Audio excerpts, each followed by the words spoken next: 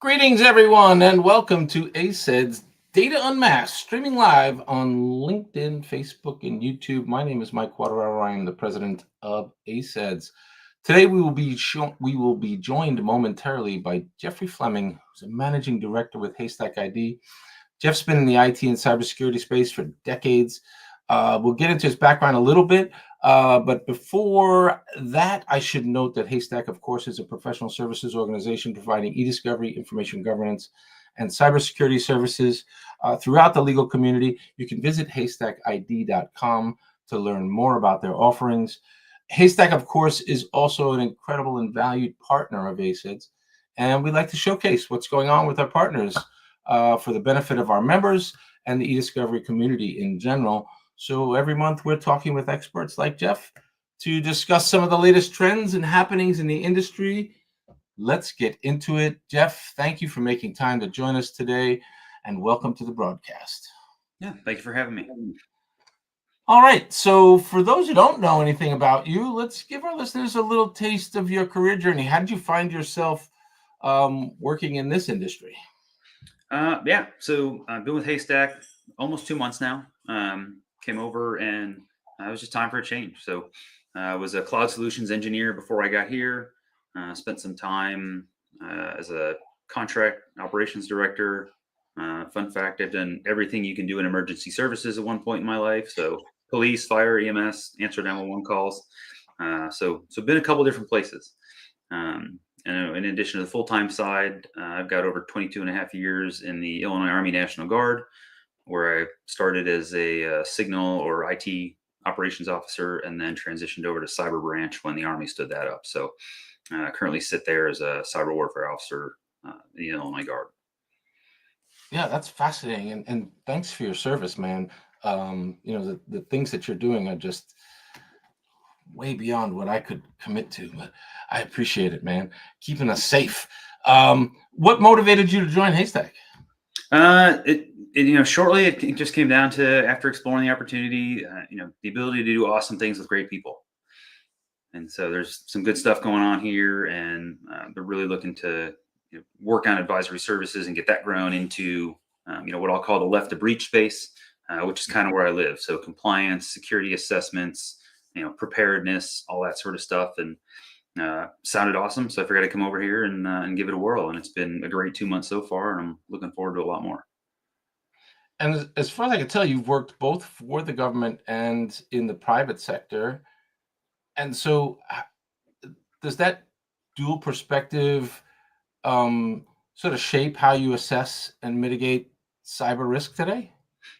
Yeah, so that provided some very unique perspectives on seeing it from both sides of the coin, or the fence, as they say. So as a regulator, obviously I was a financial regulator, and so very important to figure out how can we write the regulatory rules and then go on our exams with the end goal of the safety and soundness of the financial system. And there's multiple financial sector regulators. And so how do we all, at the time was, how do we work together to make sure our regulations were in harmony with that, while matching kind of the unique perspectives without over and unduly burdening the agencies that were then or the organizations that would then be regulated. So, because you may have a private company that has 4 regulators, and they get 4 sets of regulations to follow. And so as a regulator, how do we do that and make the regulations agile enough to keep up with technical times and evolving threats that, takes 12 to 24 months to get anything passed. By the time the final draft is there, it's probably exceeded its capability. So how can we be agile there? But then on the private sector side, at the end of the day, really, it's more of a, how does that organization in the private sector, how do we develop just a holistic security program that is what the organization needs to keep itself safe, and then work with the compliance team to map that to whatever regulation we fall under, knowing that, the regulation may end up being out of date, or, some stuff like that is. So that's kind of how I approach it, is just less of an us versus them, and more of a, as the organization, get a sound program in place, and then spend your time mapping it to help the regulators understand how what you're doing meets their regulatory requirements. Fascinating stuff. I also observed that you have a project management professional certification. What, in your view, is the value of a certification like that in the legal support space, for lack of a better genre? Yeah, so I think that that mostly helps me be able to take very technical, complex concepts and put it in terms that whoever else I'm talking to can understand. So if I'm talking to project managers, resource managers, stuff like that, I could go in and we can talk about ones and zeros all day long and ARP tables and routing protocols and all this, and they're just going to throw me out of their office.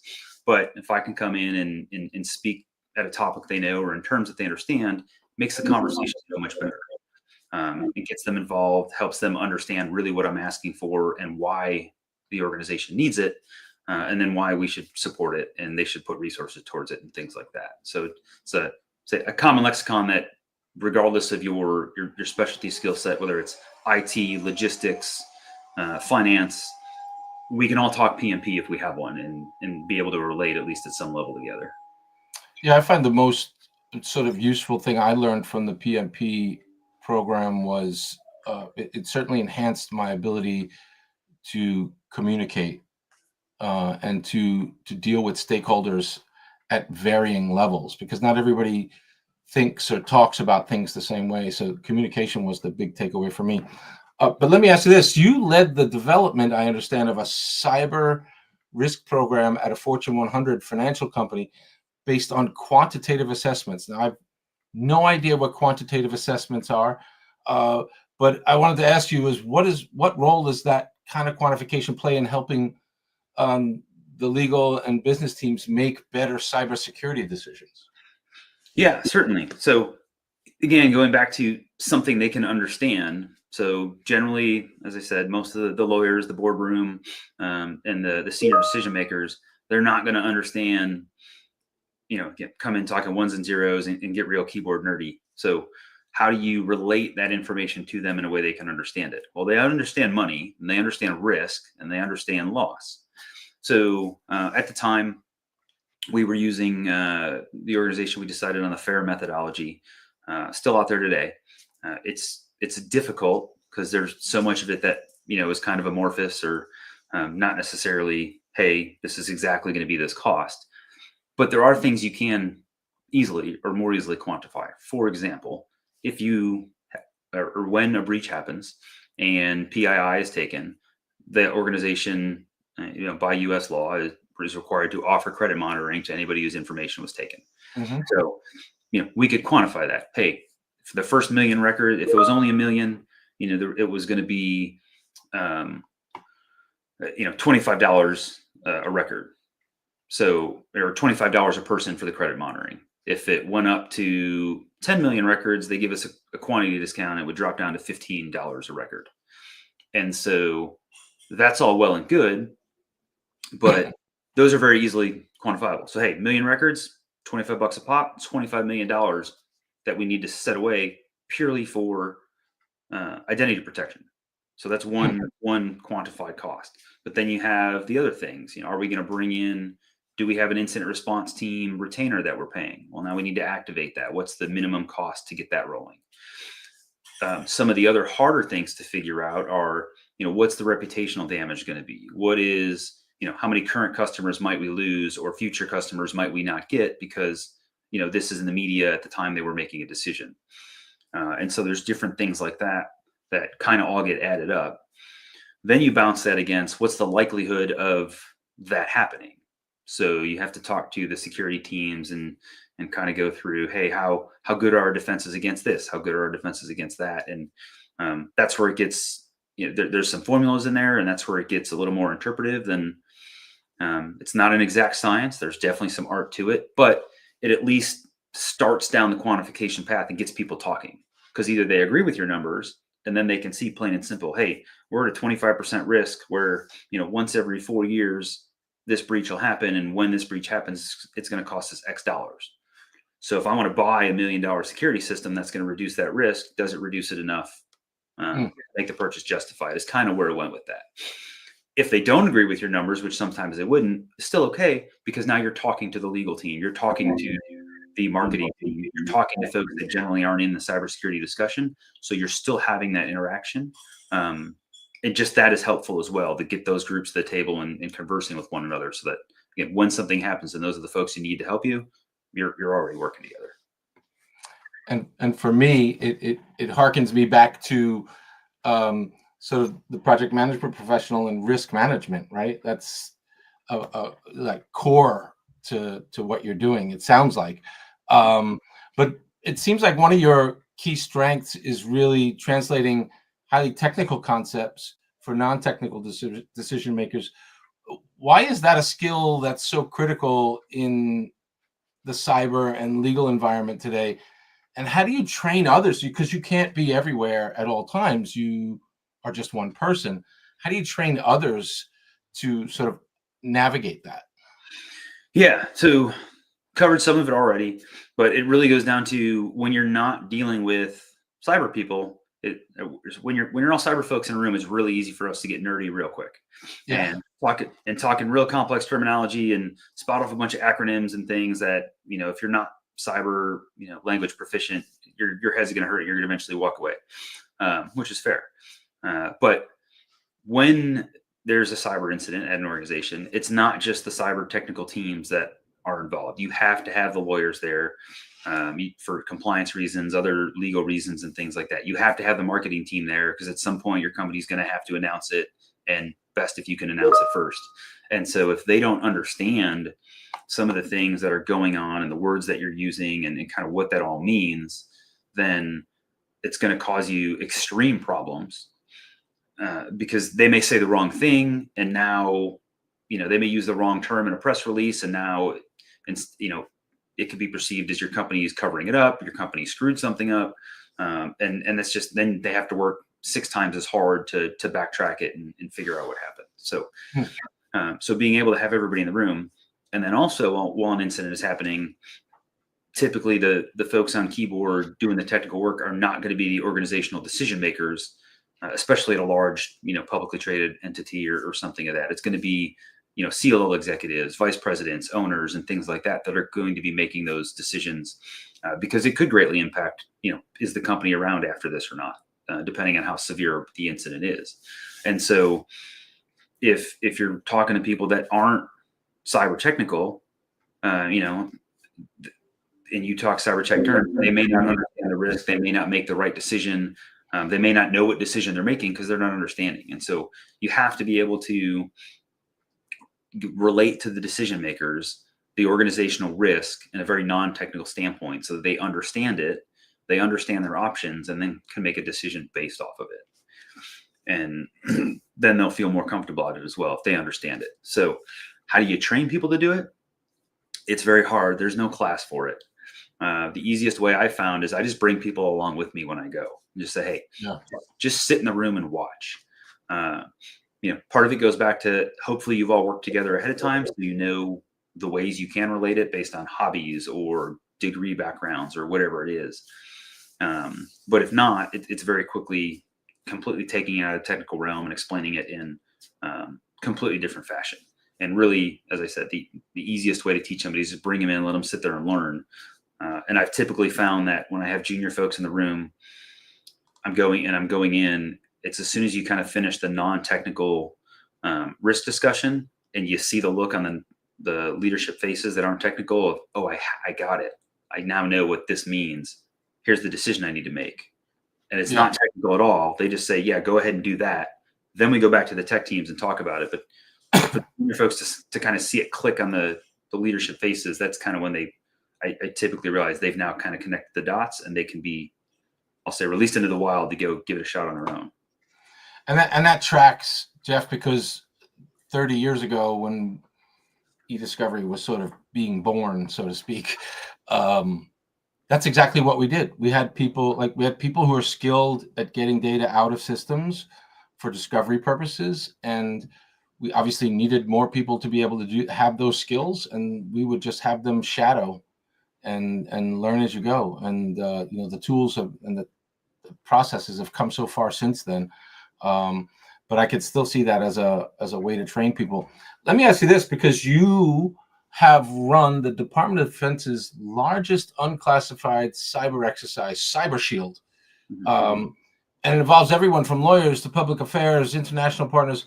What can private companies, what can they learn from that kind of multidisciplinary training that you kicked off in this Cyber Shield world? Yeah. So this year, job change, took a slight break, just got to go visit them. But prior years, I've showed up as a team lead and participated in it, and then have built out the intelligence function, built out the international participation, and then ended up running it, as you said. So it's really the realization, and private companies can actually participate.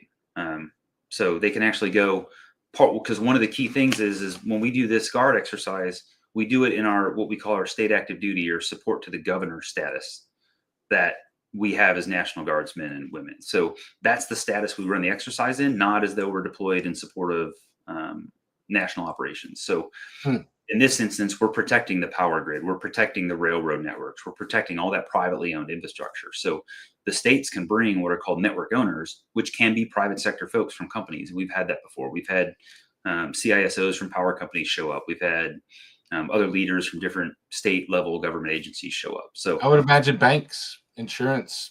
Yep. Yeah. All that. And at the end of the day, the scenario we're running is really for, media coverage. Really what we're trying to teach the defenders, who are the main training audience, is what is your job as a defender? A packet's going to flow across a network the same way, wherever it's at. It's just, is it an IT network? Is it an operational technology network, and things like that? So we teach them basic translatable skills. But we learned early on that in the private company, private sector world, is your security operations defensive folks can't do it all by themselves. There has to be, there's always going to be some legal need for, you're going to have a lawyer, whether it's for compliance or regulatory reporting or simply, protecting the company and making sure that, as the defensive team is doing their thing, they're not overreaching and doing something that's going to get the company caught up later. And, as we said earlier, public relations has to be involved early because, as folks realize now, the first one to the media with a story, even if it's wrong, wins. And now that narrative is out there. So if it's not your organization first, you got to work, 6-10 times as hard to combat that narrative and refute it. And in a cyber incident, getting the level of information to do that generally isn't going to be a quick process, at least not with a large amount of confidence. So if you have the PR folks in the room with the legal folks, you can figure out, hey, what announcement can we make to be the first to report, even though it may ruffle some feathers early. But now you've got the narrative and you have the initiative. And so, and we run them through that in that exercise. And, we actually there's training for the attorneys that come. We have an attorney lead and they do specific pointed injects to get the attorneys trained and get the attorneys thinking of, hey, how would I handle this? How would I handle that? And a private company should do the same thing. If you're doing a cyber training, whether it's a tabletop or a larger event, make sure the lawyers are there. Make sure your counsel's there. Make sure your PR folks are there so they can kind of see. One of the things I like to talk with lawyers about is, hey, you should come to this because if I'm in the middle of a cyber incident, back when I got to have fun and do those, and now more administrative, but back when if I come to you and I ask for a legal decision, you don't have time to go to the law library and come back to me three weeks later with a 10-page paper on why, this is what we need to do. I need the answer before you walk out of the room. Otherwise, we're going to have serious problems. And so, but typically lawyers are, oh, okay, well, thanks. I've got it. I'm going to go back. I'm going to call some people. We're going to get hypothetical. We're going to read some case law, which is how they've traditionally done things. But that doesn't work when you're actively engaged in a cyber response. And so getting them to understand, we're not just whiny because we want the answer now. I really need to know, can I push this button on a keyboard right now? Or is it going to cause us problems later? And so for the private companies to have those folks there so they can understand that. And then in the same thing, it trains the defenders, hey, how can I make a good request to my legal team and give them all the information they need to give me that decision in a timely manner? Because, we're just going to spout stuff off and say, can I do this? But we may have failed as a defender, not giving it to the attorneys that need it. So it's really just the integration of all those things that, from that exercise and from the private sectors. When something happens in an organization, all those folks need to be involved. It is not simply the technical teams on keyboard that Right. are the only ones you need. If you're not running in the government, we say whole of government. If you're not, in an organization, if you're not running a whole of organization response, somebody's going to miss something. It's probably going to come back and cause some problems later. Yeah, no, I appreciate that. Having the right players at the table, for this or for any project, frankly, is key to success. Let me ask you this from your vantage point. What are the biggest blind spots you think organizations have when they're trying to map out their risk and manage, real world threats? I'll say it's organizational bias. And so, especially in smaller companies, That can't happen to me. yeah. Well, not necessarily. It can't happen to me, but We use Norton antivirus. That can't happen to me. Yeah. So 10, 15 years ago, that was 100%. It's like, oh, we're okay. We won't get breached. I'm like, look, there's two kinds of companies out there. Either you've been breached or you haven't discovered the breach yet. That's all it is. And now it's really either you've been breached or you're on, your third breach, because people have realized it's just going to happen. And so, but the reason I say smaller companies is sometimes you get the internal bias of, oh, this is my pet project, or this is what the company started on, so this is the most important thing. It's like, well, to you sentimentally, yes, but you need to you need to come way back and what is it your organization has that the bad folks want? Right. Is it PII data? It used to be. PII data used to be insanely profitable. Now, not so much anymore. Yeah, it's everywhere now. Yeah, it's all over the place, and identity fraud protections have gone up. And if you're anywhere, the risk of getting caught is much higher. So that's not worth as much anymore. And so really, it's the organization first understanding what is it that they truly have that the bad folks want. Then, once they've got that figured out, is which bad folks really want it. So I know when a little bit earlier on, but when I was doing the regulator type stuff, I noticed a lot of places I went always had, the pandas and the bears, or the Chinese and the Russians, as their, these are the ones that want all of our stuff. I said, no, that's not actually factual, but organizations would overplay the advanced persistent threat piece, because then when they were talking to regulators, like, oh, we got breached, but it was by, the most advanced persistent threat out there. So don't give us any punitive damages, because no matter what system we had in place, they were going to get us. So let's just worry about the rest of it. And so, almost a get out of jail free or get out of punitive damages free card and so they would map everything against that. But in that same vein, even the advanced persistent threats, APTs, they don't always want all the things. If you go look, there's lots of open source reporting on kind of what their motives are and what they want. So that's why first I said it's key you understand what you have that bad people want, and then figure out which bad people want it. So for instance, the financial sector, if we look at them, do the Chinese want to steal money? No, they got plenty of it. They have debt everywhere in the world. That's not really what they're after. They want, personal information on people so they can track people around, wherever they go. They want, intellectual property information. They want, that's the kind of stuff that they're after. So if you're a financial company, you're probably not too worried about the pandas. You may be worried about, cyber criminal groups. Most certainly. DPRK, North Korea. Oh, definitely. They're in the news every week for trying to steal money from places. So, so those are kind of what I would say, not necessarily blind spots maybe, but gaps or just internal bias of really what is it you have that somebody wants, and then who is it that really wants that? Because it's not everybody. And so that's one of the areas where, regardless of which of my past roles I've sat, I always tell people, hey, do the internal exercise. That's great. But then bring in a third party to sniff test it and just make sure that, hey, yep, this is exactly it.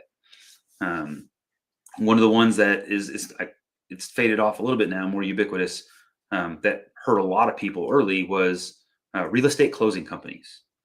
So I'm not sure if you remember that back in the day. It was probably 6 years ago now that they were everywhere in the news, and then this whole business email compromise thing started floating around as a problem.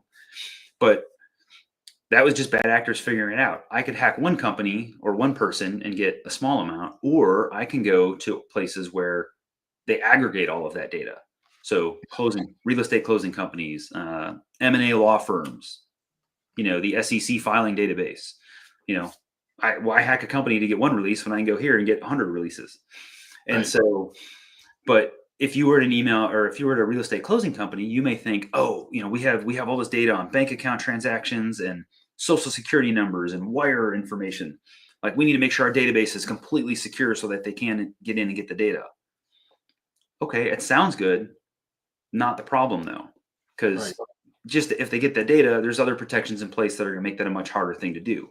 But since we know, if anybody's, if you bought a house before, sold a house, that's, a 24, 36 hour, moderately stressful window of, is all the money in escrow? Did it make it here? Can we close? And sometimes there's things going back and forth really quickly. So the bad actors figured out, oh, we just need to get into their email. Instead of getting the routing information and trying to steal the money right from the bank, we're just going to email the person that wants to buy or sell the house and say, hey, don't wire your money here. We just had a last minute problem. You're closing tomorrow at 8 a.m. Wire the money here instead. Right. And they would just use the email to direct it away. But closing companies originally didn't see that as a problem. So we'll just, email. We need to be able to access our email from everywhere so we can do those quick transactions. And so they had some very lax email security up front until they realized, oh, it's not the data in the database, it's the email access to redirect. And then they started, all right, just kidding. We need to really beef up our email security thing. So that's kind of a little vignette of, do your internal, but then bring somebody in to help you sniff test that. And also too, typically, as a third party, we'll have a wider view. We'll be able to see more. We're dealing with, potential other folks in the industry, or go with somebody that has a whole kind of threat intelligence group, because they're out there, they're monitoring the dark web. They're seeing what the bad actors are doing and talking about. And that's something that most companies probably aren't going to do when they do that risk register. So they're missing, that's a huge gap or blind spot, as you said, into making sure you get that risk register right, so you can build your plans effectively. Yeah, I imagine they're only seeing like what's impacting them. Someone like yourself comes in with the perspective of a number of different circumstances and can say, hey, we've seen this kind of thing before. And that's great. I appreciate you sharing that perspective. So looking ahead, we're almost out of time, but I wanted to squeeze this one in because I think it's a great question. How do you see the relationship between cybersecurity, legal risk, and national security sort of evolving over the next, 3 to 5 years? Yeah. So it's slowly making its way, or a little more rapidly now, but kind of as I hinted at earlier, national security is tied to almost everything that is not owned by the government. So, if you want power, congratulations, that's a private sector power provider. It's probably even two separate entities in that there's the grid operator and the power generator, but that's all privately owned. Maybe federally regulated, maybe not. But your water comes from somebody that's not the government, typically. If you're in a larger city, maybe there's a municipal one, but a large swath of America is small, what I would say mom and pop water co-ops, especially in the rural parts of it. So all private sector there. Telcos, all private sector. So, and we just had that realization thanks to the typhoons coming in and doing their thing. But so it's only going to have to get closer and more partnered, because at some point, how do those private sector companies defend against other nation states who they're facing effectively? And they know we know that other nations' militaries, our adversaries' militaries, are actively involved in attacking our private sector critical infrastructure.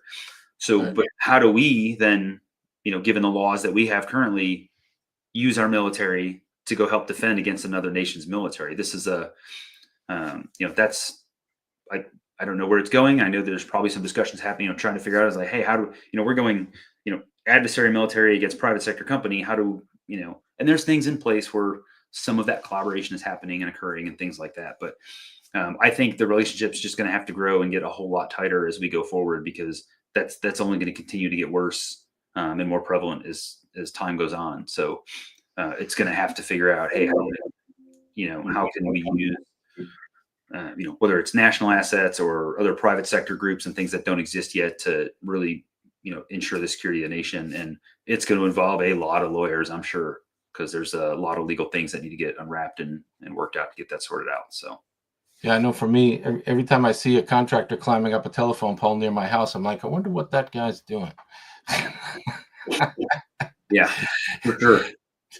Jeff, this has been great. A great conversation. I appreciate you making the time. Thank you for joining us today. Listen, everybody, if you are interested in our short form interviews like this one, you can find Data Unmasked and We Are ACEDS live streams in your LinkedIn, Facebook feeds, and check out the ACEDS YouTube channel where you can watch previous interviews like this one. Thanks, everyone, for joining us today. Thank you, Jeff. Thank you, Haystack. Thanks for having me. Oh, pleasure. And everyone, please be kind to one another.